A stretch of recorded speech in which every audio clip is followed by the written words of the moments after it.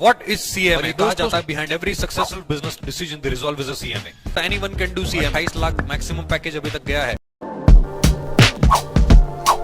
What is CMA? दोस्तों CMA क्या होता है? CMA means cost and management accountant. और ये कहा जाता है behind every successful business decision the resolve is a CMA. दोस्तों CMA क्या होता है? CMA कौन कर सकता है? CMA करने के बाद बेनिफिट्स यानी कि आपको जॉब अपॉर्चुनिटीज कौन कौन सी अवेलेबल हो सकती हैं। इसके अलावा अगर आप प्रैक्टिस में जाना चाहते हो तो वो कौन से ऑप्शंस हो सकते हैं जिसमें आप प्रैक्टिस कर सकते हो, अपना बिजनेस खोल सकते हो, अपना स्टार्टअप कर सकते हो, या फिर आप लेक्चरर या फिर टीचिंग एकेडमिक्स में जाना चाहते हो। ये सारी बातें CMA से रिलेटेड। इसके अलावा CMA का एलिजिबिलिटी क्राइटेरिया क्या है कि CMA कौन कर सकता है, कौन एलिजिबल है CMA करने के, और कौन सी अपॉर्चुनिटीज, कौन सी कंपनीज होती हैं, कितना पैकेज लगता है, प्रोस्पेक्टस क्या है CMA का, CMA कहां से करनी है, एडमिशन कैसे लेना है और उसकी एलिजिबिलिटी क्या है, सारी बातें हम डिस्कस करेंगे इस वीडियो के अंदर।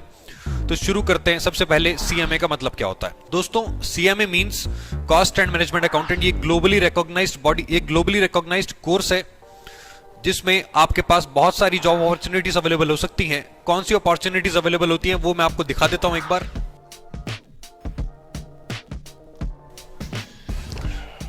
तो ये आपकी जॉब अपॉर्चुनिटीज है जो आपके पास अवेलेबल हो सकती है। मैं आपको बता दूं CMA का करियर दो पार्ट्स में डिवाइडेड होता है। या तो आप प्रैक्टिस में जा सकते हो या फिर आप सर्विस में जा सकते हो। सर्विस में जाओगे तो आप इंडस्ट्री लेवल पे भी काम कर सकते हो और एकेडमिया में भी जा सकते हो। तो जॉब अपॉर्चुनिटीज के मामले में CMA के पास ये रोल्स होते हैं जैसे कि cost and management accounting, financial management, financial business analyst, system analyst, auditing, internal control, tax management, capital market analyst, portfolio, ERP, process analysis, implementing business intelligence systems.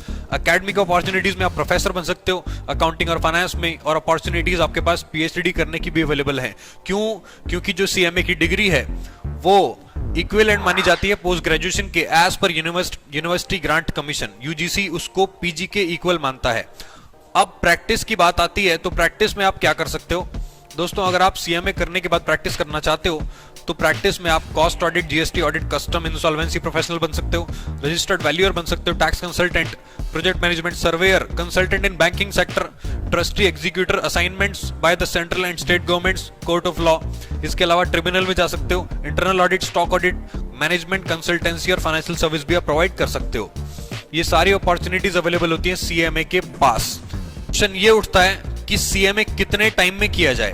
दोस्तों CMA करने के लिए मिनिमम 3.5 ईयर्स से लेके 3.5 से लेके 4 साल तक आपको लग सकते हैं। ये मिनिमम है डिपेंडिंग ऑन द केस, क्योंकि आप कितनी भी बार CMA का एग्जाम दे सकते हो, लाइफ टाइम के लिए वैलिड है, कोई एज लिमिट नहीं है, कोई भी CMA कर सकता है। Anyone can do CMA after 12th but except for some people. ठीक है, वो कौन होते हैं मैं आपको बताता हूं।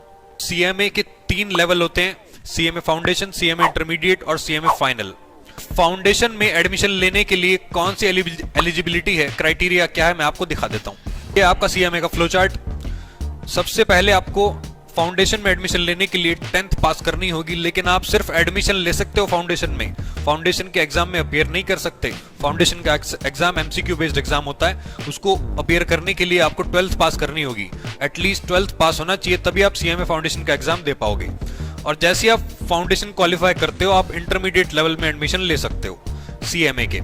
तो फाउंडेशन क्वालिफाई करने के लिए आप फाउंडेशन एग्जाम में अपीयर करने के लिए आपको 12th पास करना जरूरी है। अब क्वेश्चन ये आता है, अगर मुझे फाउंडेशन का एग्जाम नहीं देना, डायरेक्ट एडमिशन लेना है इंटरमीडिएट लेवल पे, तो मैं क्या करूं।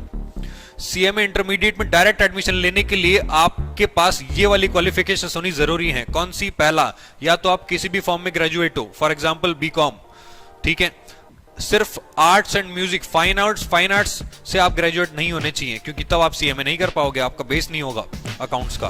तो पॉइंट इज आप ग्रेजुएट हो सकते हो किसी भी डिसिप्लिन में अदर देन फाइन आर्ट्स। इसके अलावा अगर आपने कैट लेवल क्वालिफाई किया है institute of cost accountants of India का।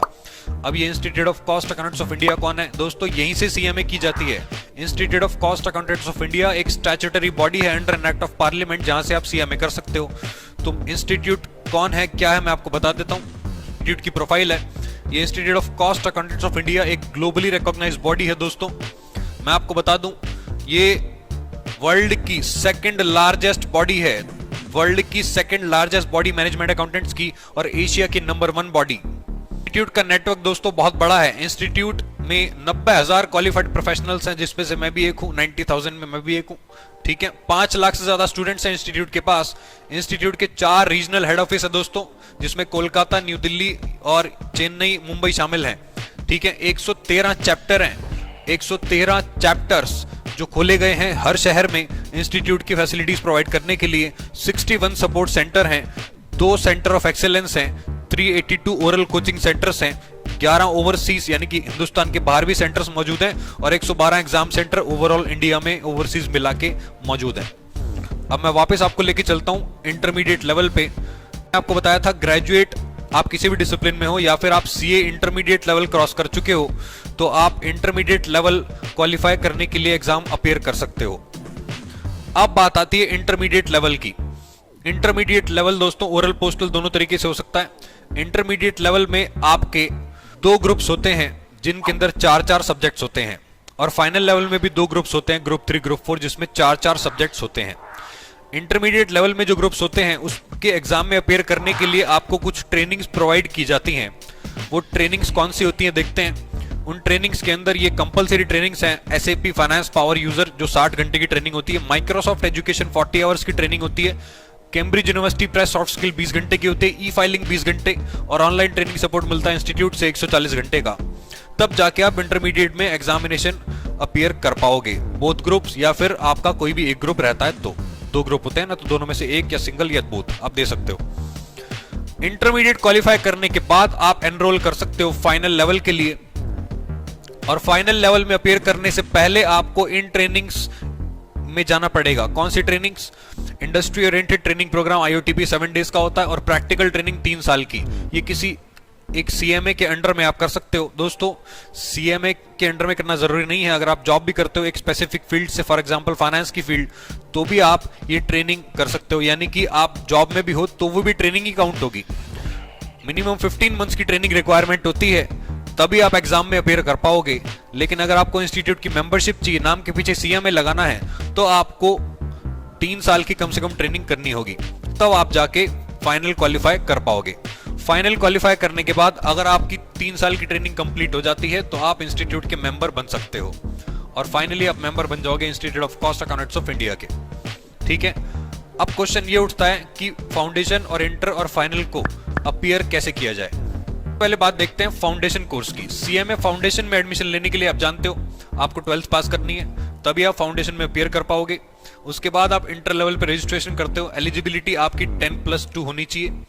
उसके बाद अगर आपने कोई institute of chartered accountants of India का इंटरमीडिएट लेवल क्लियर किया है, यानी कि CA इंटर, या फिर आप CS का एग्जाम क्लियर कर चुके हो फाउंडेशन का, तो भी आप एडमिशन ले सकते हो। लेने के लिए दोस्तों प्रोस्पेक्टस इंस्टीट्यूट ने दे दिया है। प्रोस्पेक्टस 250 रुपए का प्रोस्पेक्टस होता है, वो आप डाउनलोड कर सकते हो ऑनलाइन भी। सपोर्ट सेंटर इंस्टीट्यूट ने प्रोवाइड करे हैं। कम से कम 4 महीने पहले आपको एडमिशन लेना होता है। 4 महीने पहले का मतलब अगर आपको जून में एग्जाम देना है, क्योंकि एग्जाम 2 बार होता है, जून में और दिसंबर में। अगर आपको जून में एग्जाम देना है तो आप 31 जनवरी तक एडमिशन ले सकते हो। अगर आपको दिसंबर में एग्जाम देना है तो आप 31 जुलाई तक एडमिशन ले सकते हो सेम ईयर में। करते हैं सैलरी पैकेज की। CMA का सैलरी पैकेज क्या होता है, कितनी इनकम आप अर्न कर सकते हो in a job while doing CMA and after doing CMA। तो ये कैंपस प्लेसमेंट प्रोग्राम है इंस्टीट्यूट का। इंस्टीट्यूट जो ऑफर करता है हाईएस्ट सैलरी, अभी तक 28 लाख जा चुका है, यहाँ 18 लाख लिखा है, लेकिन मैं बता रहा हूँ 28 लाख मैक्सिमम पैकेज अभी तक गया है। और average salary 7.5 lakh per annum होती है, जो कि एंट्री लेवल पैकेज है।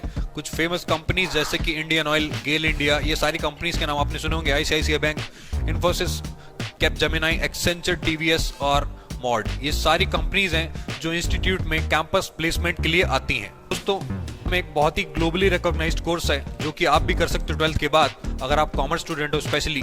इफ अगर आप इस कॉमर्स नहीं है तब भी आप कर सकते हो, बट आपको थोड़ी सी मेहनत ज्यादा करनी पड़ेगी as compare to commerce students.